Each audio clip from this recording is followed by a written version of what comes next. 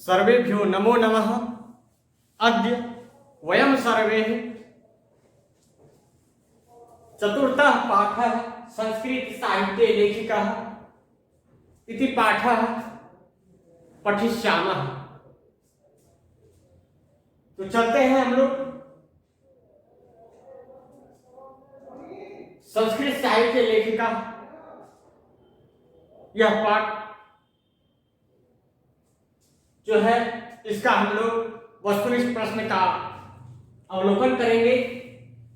यह जो संस्कृत साहित्य लेखिका पाठ है इसमें लेखिकाओं का वर्णन किया गया है। हम लोग लेखक कवि बहुत देखे हैं, जैसे कालिदास, भास, विशाखदत्त, विक्रमांक देवचरित इत्यादि लेखक हुए।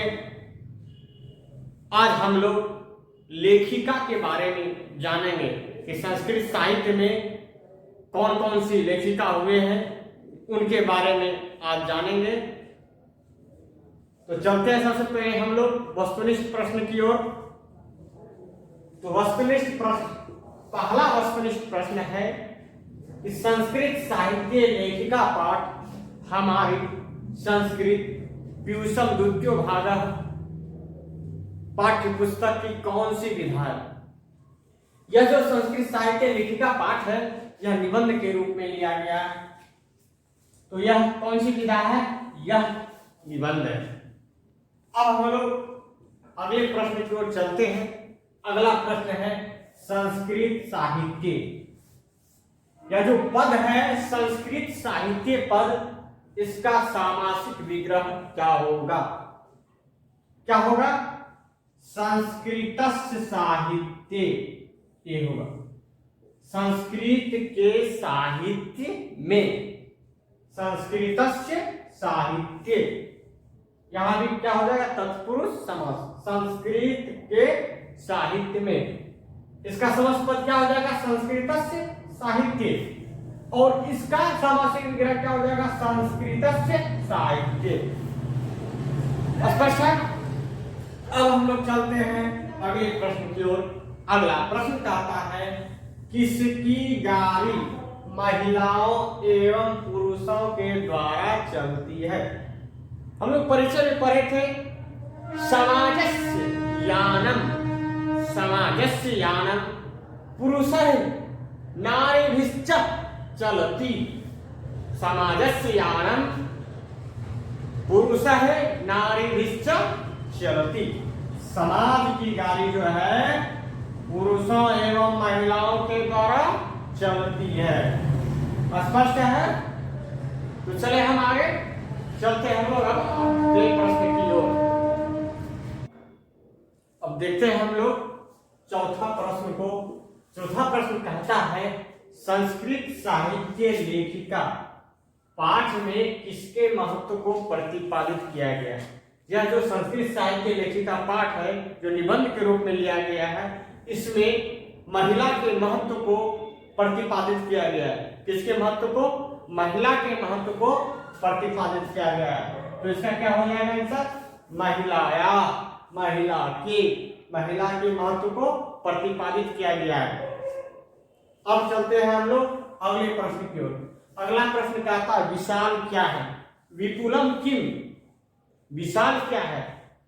तो विशाल क्या है? संस्कृत साहित्यम। विपुलम किम? विपुलम संस्कृत साहित्यम। विशाल क्या है? संस्कृत साहित्य विशाल है। स्पष्ट है? अब चलते हैं हम लोग अगले प्रश्न की ओर। अगला प्रश्न कहता है संस्कृत साहित्य किनके द्वारा संवर्धित किया गया है? संस्कृत साहित्य किनके द्वारा संवर्धित किया गया है? तो संस्कृत साहित्य जो है कवियों के द्वारा और शास्त्रकारों के द्वारा। क्या हो जाएगा इसका आंसर? ए तथा बी दोनों, कवियों और शास्त्रकारों के द्वारा संवर्धित किया गया है। स्पष्ट है? तो चलते हैं हम लोग अब अगले प्रश्न की ओर। तो चलते हैं हम लोग सातवें प्रश्न की ओर। सातवां प्रश्न कहता है कि शास्त्रों एवं काव्यम, शास्त्रों एवं काव्यों के रचना करने में एवं उसको संरक्षित करने में, जो शास्त्र है, उन काव्य है, उनकी रचना एवं उनके संरक्षण में कौन कौन सहभागी हुए। काव्यों एवं शास्त्रों के रचना करने एवं उनको संरक्षित करने में कौन कौन सहभागी हुए थे? तो पुरुष एवं स्त्रियां दोनों, पुरुष एवं स्त्री दोनों काव्यों एवं शास्त्रों की रचना करने में सहभागी हुए। जिस प्रकार पुरुष काव्यों एवं शास्त्रों को रचने एवं संरक्षित करने में सहभागी हुए थे, उसी प्रकार स्त्रियां भी शास्त्रों एवं काव्यों के रचना करने में सहभागिनी रही। स्पष्ट है? तो क्या हो जाएगा इसका? पुरुष एवं स्त्री दोनों, ये हो जाएगा डी तथा सी। स्पष्ट है? अब चलते हैं हम लोग 8वें प्रश्न की ओर। 8वां प्रश्न कहता है, किस युग में मंत्रों के दृष्टा न केवल ऋषि थे अपितु ऋषि पत्नियां भी थी? किस युग में? कस्मिन युगे। किस युग में मंत्रों के दृष्टा, कस्मिन युगे मंत्र दृष्टा न केवलम ऋषि आसीत अपितु ऋषिका अपि आसीत। तो किस युग में? वैदिक युगे। कस्मिन युगे? वैदिक युगे। वैदिक युग में मंत्रों के दृष्टा न केवल ऋषि थे अपितु ऋषि पत्नियां भी थी। स्पष्ट है? चलते हम लोग अगले प्रश्न की ओर। अगला प्रश्न का था, ऋग्वेदे कति ऋषिका सन्ति? ऋग्वेद में कितनी ऋषि पत्नियां का उल्लेख मिलता है? ऋग्वेद में कितनी ऋषि पत्नियां का उल्लेख मिलता है? तो ऋग्वेद में चतुर्विंशति, ऋग्वेदे चतुर्विंशति ऋषिका सन्ति। ऋग्वेद में 24 ऋषि पत्नियों का उल्लेख मिलता है। स्पष्ट है? चलिए हम लोग अगले प्रश्न की ओर। तो चलते हैं हम लोग अब अगले प्रश्न की ओर। चलते हैं हम लोग अब अगले प्रश्न की ओर। अगला प्रश्न कहता है कि अथर्ववेद में कितनी ऋषि पत्नियों का उल्लेख मिलता है? अथर्ववेद में कितनी ऋषि पत्नियों का उल्लेख मिलता है? तो हम लोग जानते हैं अथर्ववेद में 5 ऋषि पत्नियों का उल्लेख मिलता है। स्पष्ट है? चलते हैं हम लोग अब अगले प्रश्न की ओर। अगला प्रश्न कहता है, बृहदारण्यकोपनिषद। बृहदारण्यक उपनिषद में याज्ञवल्क्य की पत्नी कौन थी? बृहदारण्यक उपनिषद में याज्ञवल्क्य की पत्नी कौन थी? मैत्रेयी। कौन थी याज्ञवल्क्य की पत्नी? मैत्रेयी। चलते हैं अगले प्रश्न की ओर। अगला प्रश्न कहता है, याज्ञवल्क्य की पत्नी मैत्रेयी किस विषय में रुचि रखती थी? याज्ञवल्क्य की जो पत्नी थी मैत्रेयी, वह दर्शन शास्त्र के विषय में रुचि रखती थी। वह दर्शन शास्त्र के विषय में रुचि रखती थी। कौन? याज्ञवल्क्य की पत्नी मैत्रेयी जो है वह दर्शन शास्त्र में, किस शास्त्र में? दर्शन शास्त्र में रुचि रखती थी। स्पष्ट है? चले अगले प्रश्न की ओर। अगला प्रश्न कहता है, याज्ञवल्क्य जो मैत्रेयी पति थे, याज्ञवल्क्य किसे आत्म तत्व की शिक्षा देते हैं? किसको? याज्ञवल्क्य ने मैत्रेयी को आत्म तत्व की शिक्षा देते हैं। स्पष्ट है? चलते हम लोग अब अगले प्रश्न की ओर। अगला प्रश्न कहता है कि जनक की सभा में शास्त्रार्थ कुशला कौन थी? जनक की सभा हो रही थी उस समय, शास्त्र करने में कुशल कौन थी? कुशला तो जनक की सभा में शास्त्रार्थ कुशला गार्गी थी। कौन थी? गार्गी। अब चलते हैं हम लोग अगले प्रश्न की ओर। अगला प्रश्न कहता है लौकिक संस्कृत साहित्य में प्रायः कितने कवित्रियों का 150 पद स्पष्ट रूप से मिलता है? लौकिक संस्कृत साहित्य में प्रायः कितने कवित्रियों का 150 पद स्पष्ट रूप से मिलता है? तो हम लोग पढ़े थे लौकिक संस्कृत में प्रायः 40 कवियत्रियों का 40 कवियत्रियों का 150 पद स्पष्ट रूप से मिलता है। अब चलते हैं हम लोग अगले प्रश्न की ओर। अगला प्रश्न है प्रथम कल्प कौन है? अब देखिए उन 40 कवित्रियों में जो है प्रथम श्रेष्ठ कौन थी? प्रथम कल्प उन 40 कवित्रियों में से प्रथम कल्प विजयांका थी। कौन थी? विजयांका। स्पष्ट है। अब चलते हैं हम लोग अगले प्रश्न की ओर। अगला प्रश्न कहता है कि विजयांका वर्ण से कैसी थी? विजयांका वर्ण से कैसी थी? विजयांका जो कि वह वर्ण से श्याम काली वर्ण की थी। कैसी थी? काली वर्ण की थी। विजयांका वर्ण से कैसी थी? विजयांका वर्ण से काली थी। तो स्पष्ट है। अब चलते हैं हम लोग अगले प्रश्न की ओर। चलते हैं हम लोग अब अगले प्रश्न की ओर।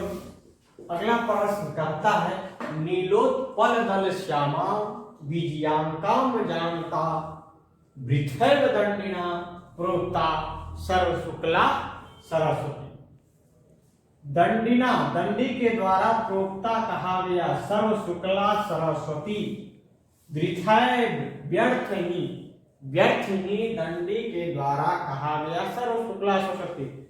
विजयांकाम अजानता ना जानते हुए विजयांका को ना जानते हुए नीलोत्पल दल श्यामा। नीलोत्पल जो नीले कमल के पंखुरी के समान श्याम वर्ण की। नीलोत्पल दल श्यामाम नीले कमल के पंखुरी के समान श्याम वर्ण की विजयांका को न जानते हुए दंडी के द्वारा व्यर्थ ही शुक्ला सरस्वती कहा गया है। यह जो प्रस्तुत पद्य है यह पद्य किस पाठ से उद्धृत है? यह पद्य या जो प्रस्तुत पद्य है किस पाठ से उद्धृत है? यह जो है संस्कृत साहित्य लेखिका पाठ से उद्धृत है। किस पाठ से? संस्कृत साहित्य लेखिका पाठ से उद्धृत है। ये सब ध्यान में रखना है कि कौन सा पद किस पाठ में है, अक्सर पूछा ही जाता है। तो चलते हैं हम लोग अब अगले प्रश्न की ओर। अगला प्रश्न कहता है सर्व शुक्ला सरस्वती किसे कहा गया है? सर्व शुक्ला सरस्वती। देखिए यहाँ इस श्लोक में है सर्व शुक्ला सरस्वती। किनके द्वारा कहा गया था? दंडी के द्वारा। और किसे कहा गया था? तो विजयांका। विजयांका को सर्व शुक्ला सरस्वती कहा गया है। किनके द्वारा कहा गया है? दंडी के द्वारा। दंडी के द्वारा विजयांका को सर्व शुक्ला सरस्वती कहा। तो सर्व शुक्ला सरस्वती किसे कहा गया है? विजयांका को। विजयांका को सर्व शुक्ला सरस्वती कहा गया। स्पष्ट है। अब चलते हैं हम लोग अगले प्रश्न की ओर। अगला प्रश्न कहता है कि विजयांका को सर्व शुक्ला सरस्वती किसने कहा? तो हम लोग इस पद में पढ़े हैं कि विजयांका को सर्व शुक्ला सरस्वती दंडी ने कहा है। किसने कहा है? दंडी ने। दंडी ने विजयांका को सर्व शुक्ला सरस्वती कहा है। स्पष्ट है। अब चलते हैं हम लोग अगले प्रश्न की ओर। चलते हैं हम लोग अब अगले प्रश्न की ओर। अगला प्रश्न कहता है नीलोत्पल दल श्यामाम नीले कमल के पंखुड़ी के समान श्याम वर्ण वाली यह जो पद है किसके लिए है? नीलोत्पल दल श्यामाम, यह पद किसके लिए है? तो यह जो पद है विजयांका के लिए कहा गया। नीलोत्पल दल श्यामाम, यह पद विजयांका के लिए आया है। स्पष्ट है? अब चलते हैं हम लोग अगले प्रश्न की ओर। अगला प्रश्न कहता है कि विजयांका का काल माना जाता है, कितना माना जाता है विजयांका का काल? 8वीं सदी। कितना माना जाता है? 8वीं सदी। 8वीं सदी विजयांका का काल माना जाता है। अब चलते हैं अगले प्रश्न की ओर। कहता चालुक्य वंश के राजा, चालुक्य वंश के राजा चंद्रादित्य की रानी कौन थी? चालुक्य वंश के राजा चंद्रादित्य की रानी कौन थी? चालुक्य वंश के राजा चंद्रादित्य की रानी विजय भट्टारिका। कौन थी? विजय भट्टारिका। यह जो विजय भट्टारिका है और चालुक्य वंश के राजा चंद्रादित्य की रानी थी। चलते हैं हम लोग अगले प्रश्न की ओर। कहता विजयांका और किस नाम से जानी जाती है? ये जो हम पढ़े थे कि चालुक्य वंश के राजा चंद्रादित्य की रानी विजय भट्टारिका थी, यही विजय भट्टारिका ही विजयांका के नाम से जानी जाती है। तो विजयांका और किस नाम से जानी जाती है? विजय भट्टारिका। यह जो विजयांका है यही क्या है? विजय भट्टारिका।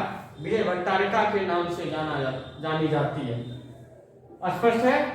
चलते हैं हम लोग अब अगले प्रश्न की ओर। तो चलते हैं हम लोग अगले प्रश्न की ओर।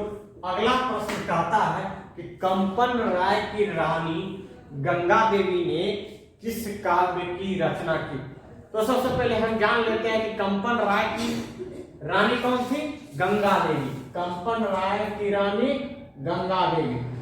कंपन राय की रानी गंगा देवी ने मधुरा विजयम नामक काव्य की रचना की। कौन? मधुरा विजयम नामक काव्य की रचना किसने की? गंगा देवी। ये भी प्रश्न आ सकता है कि गंगा देवी ने किस काव्य की रचना की? मधुरा विजयम या मधुरा विजयम किनकी रचना है? गंगा देवी। स्पष्ट है? चलते हैं अगले प्रश्न की ओर। अगला प्रश्न कहता है कि अच्युत राय की रानी तिरुमलांबा ने किस चंपू काव्य की रचना की? चंपू काव्य क्या होता है? गद्य पद्य मिश्रित काव्य चंपू काव्य कहलाता है। स्पष्ट है? गद्य पद्य मिश्रित काव्य चंपू काव्य कहलाता है। तो कौन है? अच्युत राय की रानी। जो अच्युत राय की रानी तिरुमलांबा है, तिरुमलांबा ने किस चंपू काव्य की रचना की? तो वरदाम्बिका परिणय नामक प्रौढ़, बहुत ही बड़ा वरदाम्बिका परिणय नामक प्रौढ़ चंपू काव्य की रचना तिरुमलांबा ने की। यह भी आ सकता है कि वरदाम्बिका परिणय नामक प्रौढ़ चंपू काव्य की रचना किसने की? तो तिरुमलांबा ने। या तिरुमलांबा ने किस चंपू काव्य की रचना की? वरदाम्बिका परिणय नामक प्रौढ़ चंपू काव्य की रचना। तो अगले प्रश्न की ओर चलते हैं। अगला प्रश्न कहता आधुनिक संस्कृत लेखिकाओं में कौन प्रसिद्ध है? आज के संस्कृत लेखिकाओं में कौन प्रसिद्ध है? कौन है? पंडिता छमाराव। पंडिता छमाराव है आधुनिक संस्कृत लेखिकाओं में प्रसिद्ध है। स्पष्ट है? चले अगले प्रश्न की ओर। हाँ, अगला प्रश्न है कि शंकर चरितम किसकी रचना है? यह जो शंकर चरितम है किसकी रचना है? छमाराव की, पंडित छमाराव। किसकी है? पंडित छमाराव की रचना है शंकर चरितम। अब आगे प्रश्न की ओर चलते हैं। कहता कौन गांधी दर्शन से प्रभावित होकर अनेक गद्य पद की रचना की? कौन? पंडिता छमाराव। ये जो पंडिता छमाराव जो है गांधी दर्शन से प्रभावित होकर के अनेक गद्य पद की रचना की। तो आज हम लोग वस्तुनिष्ठ प्रश्न का अवलोकन किए। अब हम लोग इसी पाठ का वस्तुनिष्ठ प्रश्न को तो देख ही लिए, अब हम लोग क्या करेंगे, विषयनिष्ठ प्रश्न अर्थात सब्जेक्टिव प्रश्न को देखेंगे।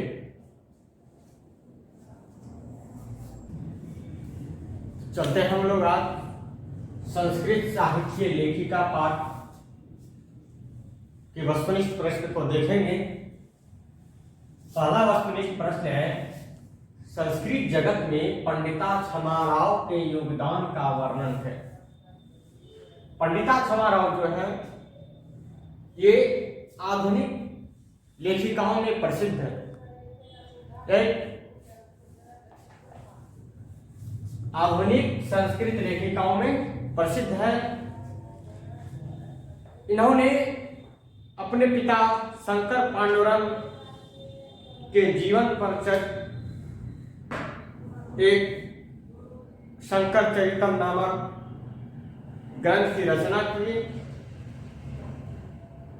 और पंडिता छमाराव ने गांधी दर्शन से प्रभावित होकर उन्होंने सत्याग्रह गीता, मीरा लहरी, कथा मुक्तावली, विचित्र परिषद यात्रा, ग्राम ज्योति इत्यादि अनेक गद्य पद की रचना की।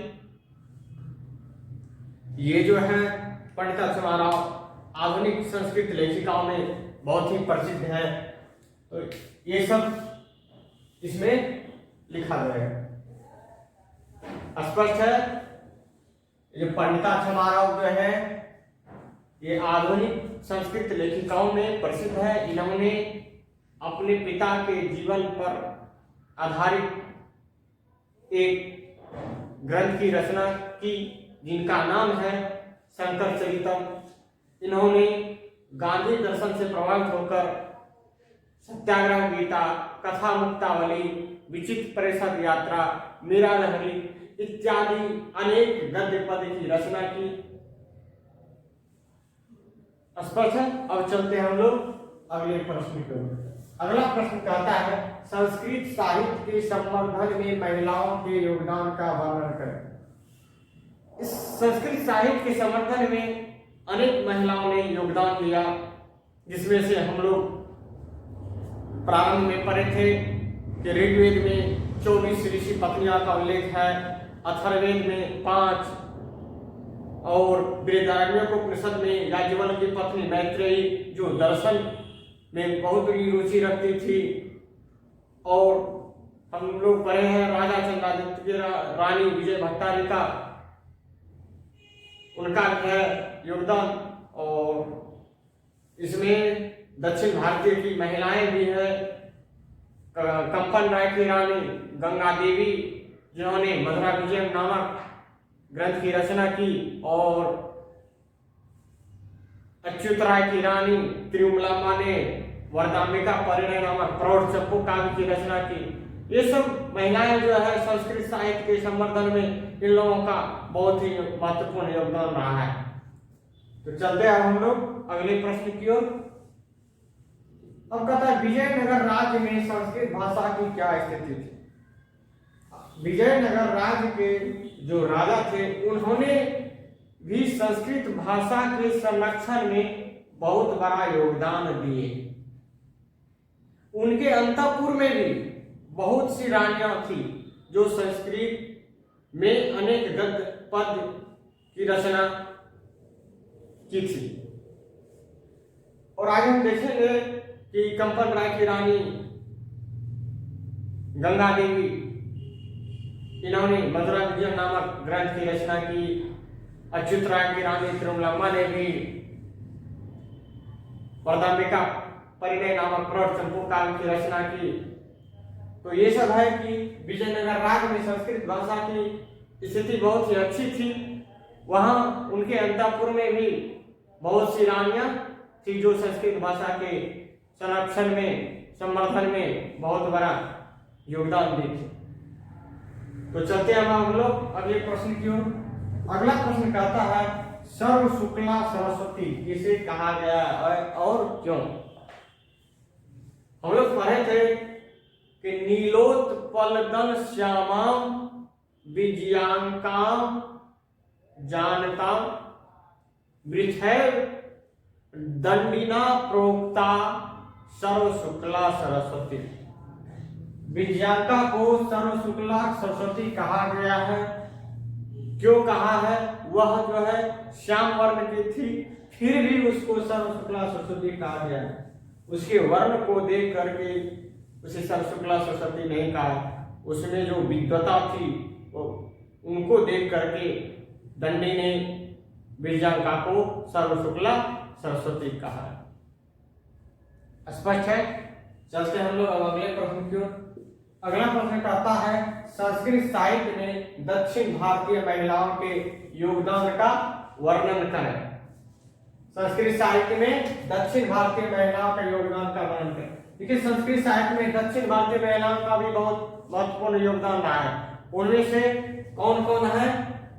शीला भट्टारिका, देव कुमारिका, रामभद्रांबा इत्यादि जो है दक्षिण भारतीय महिलाएं जो है कि संस्कृत साहित्य में अपना अपना योगदान दिए है। स्पष्ट है? तो चलते हैं हम लोग अगले प्रश्न की ओर। अब अगला प्रश्न है छठा, कहता है संस्कृत साहित्य में आधुनिक समय के लेखिकाओं के योगदान की चर्चा करें। संस्कृत साहित्य में आधुनिक समय के लेखिकाओं के योगदान की चर्चा करें। तो आधुनिक काल की लेखिकाओं में पंडिता क्षमा राव नामक विदेशी बहुत ही प्रसिद्ध है। उनके द्वारा अपने पिता शंकर पांडुरंग के महान विद्वता के जीवन पर चरित एक शंकर चरितम नामक ग्रंथ की रचना की। साथ ही साथ उन्होंने गांधी दर्शन से प्रभावित होकर सत्याग्रह गीता, कथा मुक्तावली, ग्राम ज्योति इत्यादि अनेक गद्य पद की रचना की। साथ ही वर्तमान की लेखिकाओं में पुष्पा दीक्षित वनमाला, मिथिलेश कुमारी मिश्र इत्यादि जो है वर्तमान की संस्कृत लेखिकाओं में बहुत ही प्रसिद्ध है। तो आज हम लोगों का विषयनिष्ठ प्रश्न भी खत्म हो गया। इसका पीडीएफ आप लोगों को टेलीग्राम ग्रुप पर प्रोवाइड करवा दिया जाएगा। आप लोग वहां से अच्छी तरह से नोटबुक में लिख लीजिएगा। तो हम लोग अब अगले वीडियो में अगले पार्ट का अवलोकन करेंगे। धन्यवाद।